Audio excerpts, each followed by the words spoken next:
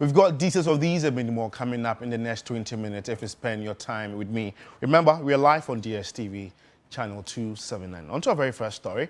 Over 100 Ghanaian citizens are demanding Parliament constitute a bipartisan probe into the conduct of the Economic and Organized Crime Office, YOCO, following what they say is a failure by the state agency to probe the Cecilia Dapaah cash saga. The petitioners, who include former Auditor General Daniel Dumolevo, legal practitioner Martin Pebu, and political science professor Ransford Jampo, argue the inability of YOCO to probe the matter cannot be countenanced, hence a demand for a thorough probe. And now let's walk you through key issues raised by the petitioners. And they say YOCO had enough basis to investigate Madam Dapaah for money laundering, as she was inconsistent and unable to provide source of funds, and also failure to explain source of funds should have been cornerstone into YOCO investigations.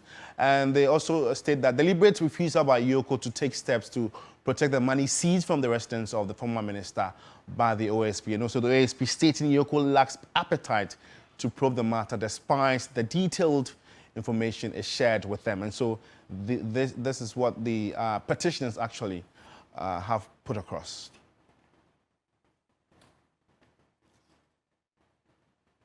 Well, let's listen to one of the petitioners, that's lawyer Martin Pebu. Still a lot to be investigated. Don't mind the Attorney General. He's clearly part of the problem we have on our hands now. The Attorney General went on TV and lied about the investigations. Where you hear him clearly answering Samson Ladi Ajenini that Madam Tiwa Dankwa Yoko boss had conducted thorough investigations into the matter, had done contract investigations, had talked to witnesses, etc., and didn't find anything. Meanwhile, it turns out that the same Attorney General had earlier on written to Madam Tiwa and said in that letter, they said Tiwa could commence investigation, and I want to stress, commence with all the energy I can master. So in that letter signed by Evan Kilson, he said YOCO was here to commence investigation. The Attorney General goes on TV and radio to say, oh, thorough investigations already conducted. So you see that the Attorney General is part of the problem. It's part of the conspiracy to free Madam Dapaah unjustly. You say, so this and the way, if you look at Madam Tiwa's profile, she's not willing to do this case. These are the reasons we are asking Parliament to come in.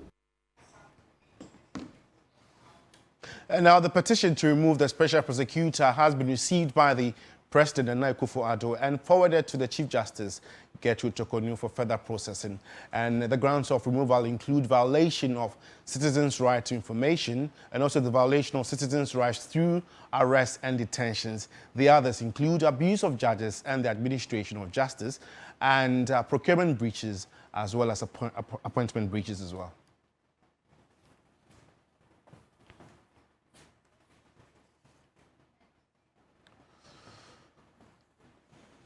Well, these are early days. We'll surely follow up and then tell you how, things pan out in subsequent bulletins. And now, jurors have declared a strike, causing high-profile cases like the murder trial of former Ibuako North MP J.B. Dankwa Edu, Kaswa teen killers, and Gregory Afoko to be postponed.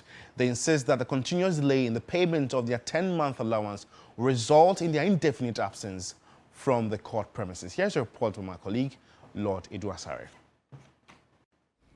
In November last year, a timely intervention by Chief Justice Gertrude Chokonu, with assurances of payment of their allowance, compelled the jurors to resume after a boycott of work. Barely 2 months to the end of the legal year, the jurors have embarked on another industrial action. They say the last time they were paid their monthly stipend was in June 2023. The non-payment of July 2023 to April 2024 allowance, they intimate, has made it practically impossible for them to continue to pre-finance transportation to and from the court premises. They aver that a promise was made to settle all arrears this month, but upon inquiry they were informed funds were insufficient. The action of the jurors will have unintended consequences on justice delivery. Pending cases including the trial of Daniel Lesiedu, the prime suspects in the murder of MP Joseph Boakye Dankwa, will grind to a halt. Another case involving Gregory Afoko, who is facing retrial for murder of the late New Patriotic Party's Upper East Regional Chairman, Adams Mahama, will also be halted. Alleged teenage killers from Kaswa on trial for the murder of their 10-year-old and a university student accused of killing her Canadian returnee boyfriend will also be put on hold till the jurors resume. Lord Idwasari, TV3 News, Accra. Well, away from legal-related issues, the World Bank has warned that Ghanaian businesses may collapse if the government increases tariffs to address financial issues in the power sector.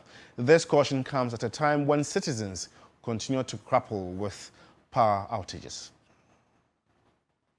Government officials have in the last few weeks assured of stable power supply. Indeed, over the past few days, we have witnessed stable electricity supply across the country, with no load shedding reported anywhere yesterday. For the past 7 years, we have worked tirelessly to keep the lights on, and I am confident that the unfortunate era of doomsday will not return. But not much has changed. There are still outages across the country, leaving consumers distressed. It hasn't been easy, but we are coping. And even the day that our president said he has fixed the doomsday, we slept in the darkness. As for the consistency, maybe for a month now, we've been experiencing such doomsday activities. I'm a student ready to write my WASI examination, and I prepare sometimes in the night, but since the light off, we don't get the chance to study at night to prepare. It can go off around 7, then they'll bring it maybe the next day even, and it's very bad. The World Bank in a May 2024 report notes that Ghanaians are being forced to resort to the use of candles, flashlights, lanterns and generators due to frequent outages. This is contained in the World Bank Environmental and Social Systems Assessment May 2024 report. The current outages are blamed on challenges including shortfall in energy sector finances, low revenue collection, and gas supply issues. It is cautioning that hikes in tariffs could cause businesses to lay off workers. It is therefore recommending an upgrade in transmission lines and improvement in revenue collection. The Microfinance and Small Loans Center, Maslock, meanwhile, says it is receiving more requests by businesses for financial support. Abibata Shani Mahama Zakaria is CEO. Demand is very high, so with the kind of applications that we have at Maslock, we are not able to give out to everybody. It is very high, so for me, I think that no amount is enough for Maslock so far as the applications that come to us it's concerned. A doomsday must stop protest is set to take place on Saturday, May 25, despite police urging organizers to change the designated protest area from the Jubilee House. Salam Dramani is one of the conveners. We disagree with the police vehemently. Yesterday at the meeting, I made it clear to the police that we are enjoined by the Public Order Act just to notify them about our intention to hold a public event, such as the one we intend to do, which is the Doomsday Must Stop Vigil. We notified them, and that is what the law says we should do. While the Opposition National Democratic Congress, NDC, is calling for a non-partisan parliamentary probe into the missing biometric verification registration devices, a move it believes will enhance transparency ahead of the December 7 polls. Addressing a news conference in Accra, the party urged Ghanaians to monitor the activities of the Electoral Commission to ensure free, fair and transparent elections. The Opposition National Democratic Congress is not relenting in its scrutiny of the operations of the Electoral Commission. Highlighting challenges with the ongoing limited voter registration, General Secretary Fifi Kweti vowed that the party will resist any attempts by the electoral management body to rig the elections in favor of the governing party. The EC might be testing the waters with their rigging strategy by deliberately misrepresenting and miscalculating registration figures. Our prompt detection and exposure of these egregious errors should serve as a clear warning to the EC about the vigilance of the NDC. We are fully prepared to safeguard the sanctity of the coming elections. We expect the EC to now firmly renounce any intention, if it exists, to collude with the failed NPP government to rig the elections. For the NDC, Parliament must investigate the circumstances surrounding the missing BVR kits. The EC is compelled to address the 35 critical questions posed by the NDC regarding the theft of the biometric equipment. The gravity of these issues cannot be overstated, and we demand clear and prompt responses. Furthermore, we insist on the initiation of an independent bipartisan parliamentary inquiry into the conduct of the Electoral Commission, particularly focusing on the stolen BVR case, which were under CCTV surveillance at the Electoral Commission headquarters, and the mysterious disappearance of BVDs. Touching on the president's comment on handing over power, the party's general secretary said such statement will not be taken lightly. And would like to caution that President Akufo-Addo is treading on treacherous ground, possibly encouraged by assurances that the Electoral Commission of Ghana will rig the 2024 elections in favor of his party. If the EC by any chance harbors any such plans, then they better revise their notes. As the General Secretary of this party, I want to assure all Ghanaians that MPP's machinations will not prevail. They will have no choice but to vacate the Flagstaff House and hand over smoothly to President John Mahama and Professor Nana Jane Opoku-Agyeman in January 2025. Well, let's still stay in the camp of the NDC because John Mahama's running mate in the December polls, Professor Jane Nana Opoku-Agyeman, has described clashes at some centers in the ongoing limited voter registration in the Ashanti region as discomforting. She spoke to William Ivansinkum. Looking at the vote that you garnered in 2020, you are looking forward to even making more or consolidating your gains in the Ashanti region. How serious have you taken this particular exercise? You know, I don't live here. It's so serious that whatever I came to do, I found the time to be here. So that alone should underscore the seriousness we take to the entire exercise and to wherever we are. It hasn't been that smooth. I mean, after 7 days of the exercise, what do you make of some of the development which has happened in some of the voter registration centers? Well, I've heard of fights, I've heard of violence, I've heard of machines that have not worked the entire day into the second and third day. I've heard of things that raise the tension in the country. And my hope is that going forward, that's not going to happen. You've set a lot of political records. I mean, being the first running mate to have run 2 consecutive times, your performance in the central region is something that one cannot overlook. And even in the Ashanti region, I was part of your campaign 4 years ago. What should we be expecting from Prof, especially in the Ashanti region? You have 4 seats already. All I want Ashanti region to do is to look at our record. We need to campaign on our record. Voting and all of that is about development. Otherwise, there's no reason for it. We can all comfortably stay in our homes. So if we are voting because of development, just check our record.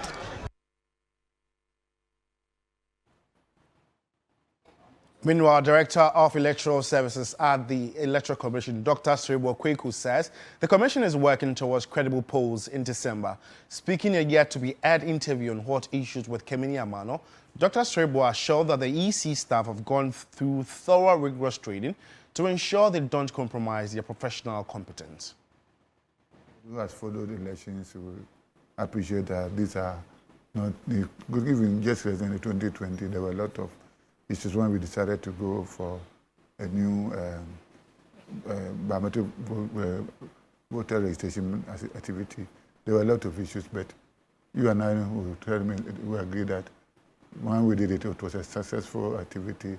That currently we have one of the best BVDs in the world in terms of the speed and accuracy in determining voters and the rest. So for us, posterity will judge us. The first thing that I want people to know that offline is part of the registration process, so it's not something new. And if you talk of 2020, we did more offline than online, because the further you are from the district office, the difficulty, the stronger will be the difficulty of getting connectivity. So in 2020, I would say it was about 90% offline, if not more than 90%. 2023, we did it at the offices, we supported that with offline. So offline has always been part of our registration process. The full interviews airs on Sunday, May 19 at 2 p.m. So do make a date.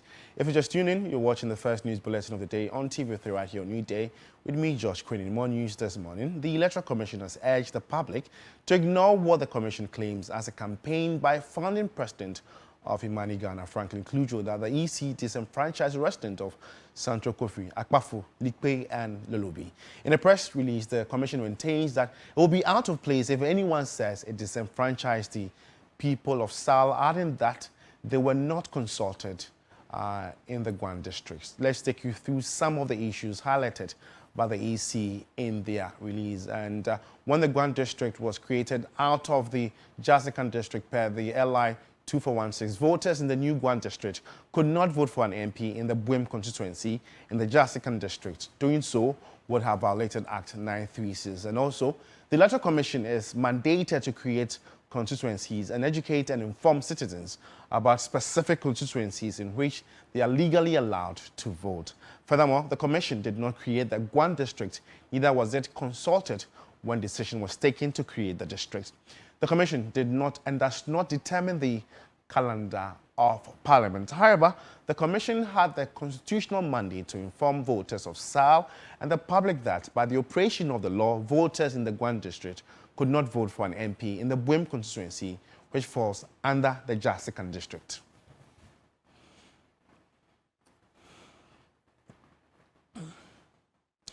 About 1 million Ghanaians are projected to experience food insecurity between June and August this year. With only a few days into June, TV3 Safo Abuahene has been gauging the price of basic food items at one of Ghana's most popular market, Agbogbloshie.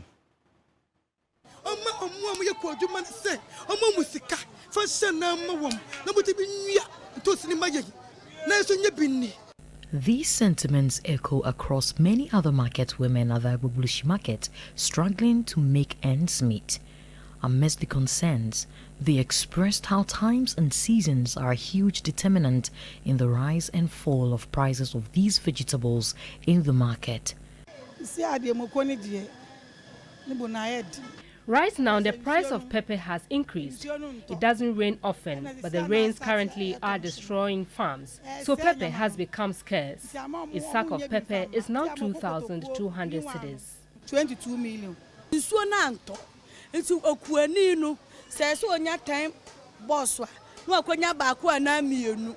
It doesn't rain, so farmers bring 2 boxes instead of 10 boxes of vegetables. Transportation costs are included in our pricing.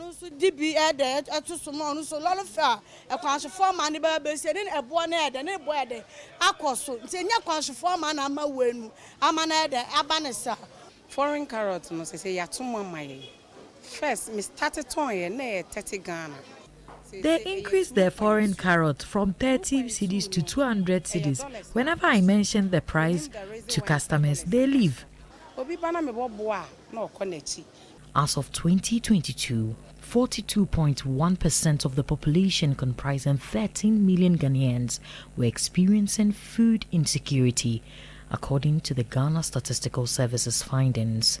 The World Food Programme predicts that between June and August this year, over 1 million people in Ghana will face food insecurity.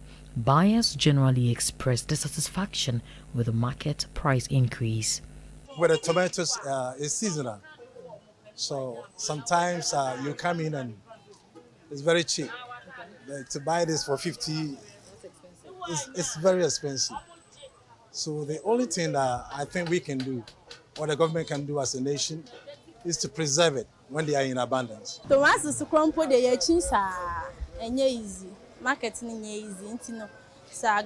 been walking throughout the market to buy tomatoes, but it's expensive. Government should intervene and provide food because we can't stay in Ghana and be hungry. We can't stay in Ghana. For the traders, urgent government intervention is needed to salvage the situation. The transportation is high, which also affects us. We plead with the government to do something about it.